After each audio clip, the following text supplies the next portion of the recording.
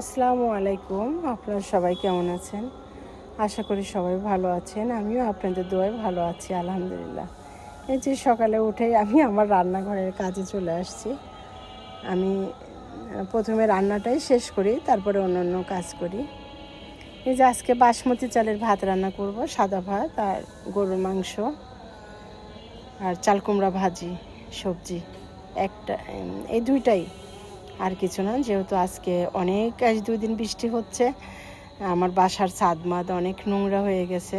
ওইগুলো আজকে আমাকে পরিষ্কার করব ভাবছি, কারণ আমার ছেলে মেয়ে দুইটাই চিল্লাচিল্লি করছে, ছাদ ময়লা হয়ে গেছে। ছাদে তো তেমন কিছু নাই যে আপনাদেরকে দেখাবো, দেখানোর মতো ছাদে কিছু নাই, শুধু ছাদটাই খালি ছাদ, ফাঁকা ছাদ।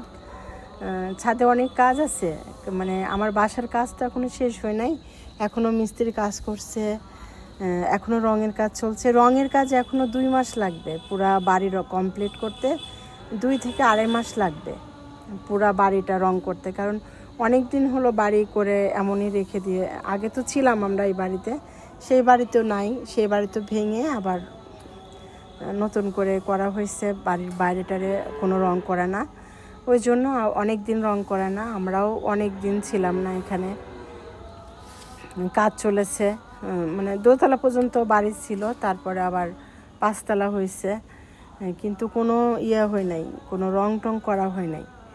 ওই জন্য রং করতে এখন টাইম লাগবে। আর ছাদে তো আগে অনেক গাছ ছিল, অনেক রকমের গাছ ছিল আমাদের। পুরা ছাদটাই আমাদের বাগান ছিল অনেক আগে। তো সেই সব তো এখন কিছু নাই, এখন আবার নতুন করে গাছ লাগাবো, টব কিনতে হবে, মাটি আনতে হবে, অনেক কাজ বাকি, অনেক কিছু করতে হবে। প্ল্যান আছে, আস্তে আস্তে একটা করে করে আমরা করবো ইনশাল্লাহ। কারণ এখনও ড্রয়িং রুম ঠিক করতে হবে, পর্দা এই সেই বাড়িতে ঘরে এখনও দুইটা ঘরে এসি লাগানো কাজ বাকি আছে। ওখানে এসি লাগাতে গেলেই তো ধুলামাটি হচ্ছে, কাজ বেড়ে যাচ্ছে, আবার হচ্ছে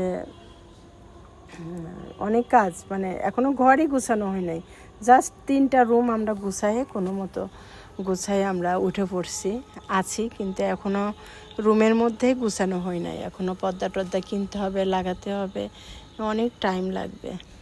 এই তো রান্না করছি, আর আপনাদের সঙ্গে আমি আমার বাড়ির গল্পই করে যাচ্ছি। কারণ ছাদটা যে আপনাদেরকে সুন্দর করে দেখাবো, ওরকম দেখানোর মতো কিছু নাই।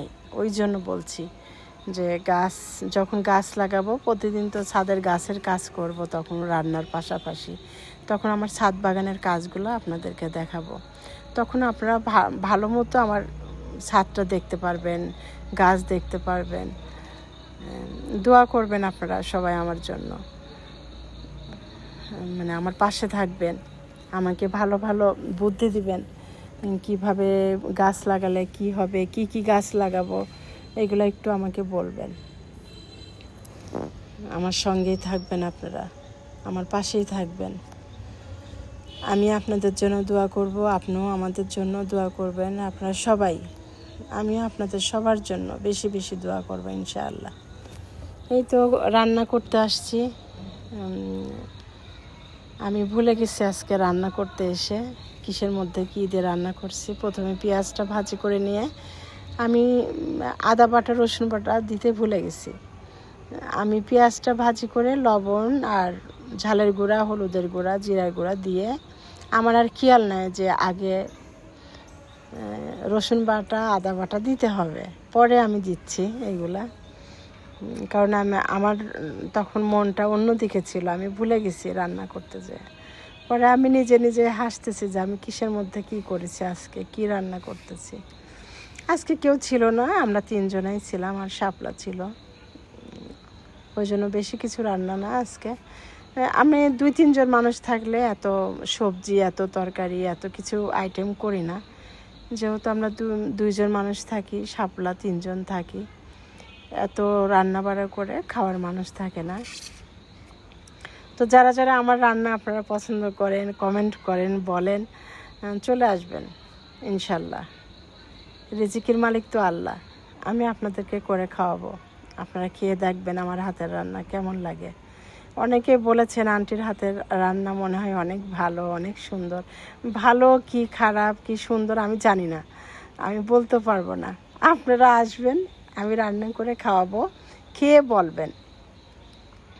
এখন নিজেরটা তো আর নিজে বলতে পারছি না যে আমার রান্না ভালো। আমার রান্না আমার কাছে মনে হয় না এত ভালো।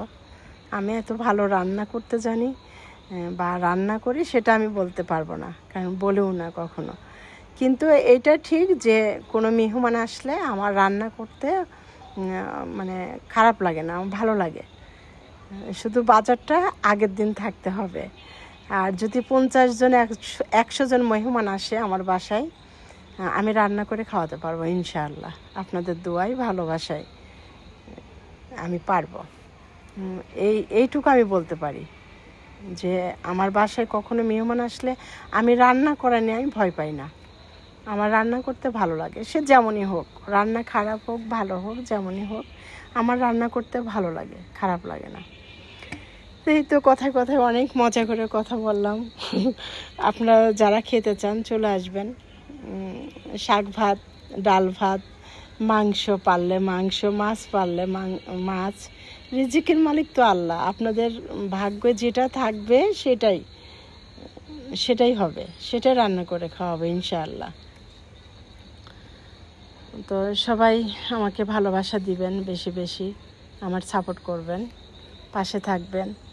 আমি আমার ছাদ বাগান করব, কিভাবে করব আপনারা একটু আমাকে বুদ্ধি দিবেন, দেখবেন, জানাবেন সব কিছু। এই যে বলতে বলতে আমার মাংসটা কষানো হয়ে গেছে, কষায় আমি একটু প্রেসারে দিয়ে দিয়ে নিয়েছি, যেহেতু অল্প রান্না, অল্প মাংস দিয়ে আবার আমি কড়াইয়ের মধ্যে ঢেলে দিছি। এখন এই যে মশলাটা দিয়ে দিয়েছি, গরম মশলার গুঁড়া, জিরার গুঁড়া দিয়ে দিয়েছি। আমার রান্নাটা প্রায় শেষের দিকে। এখন দিয়ে আমি কিছুটা কাজ করব, বাইরের কাজ। এই যে আমার ছেলের খাবার দিয়ে দিচ্ছি আমি।